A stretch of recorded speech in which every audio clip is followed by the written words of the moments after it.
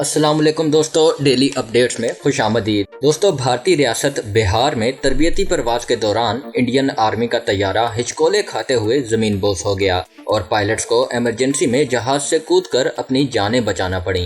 भारतीय मीडिया के मुताबिक इंडियन आर्मी ऑफिसर्स की ट्रेनिंग एकेडमी का तैयारा 2 पायलट्स को लेकर तरबियती परवाज के लिए उड़ान भरने के कुछ देर बाद ही गिरकर तबाह हो गया। एनी शाहिदीन का कहना है कि तैयारे को हिचकोले खाते हुए तेजी से जमीन की तरफ आते देखकर खौफजदा हो गए। तैयारा देखते ही देखते खेतों में आन गिरा और इसमें आग भड़क उठी। भारतीय फौज के तर्जुमान का कहना है कि तैयारे के उड़ान भरते ही तकनीकी मसाइल के बायस दोनों पायलट्स ने हंगामी लैंडिंग की कोशिश की और नाकामी पर जहाज से कूदकर जान बचा ली। एनी शाहिदीन ने मीडिया को बताया कि पहले तैयारा खेतों में गिरकर तबाह हो गया।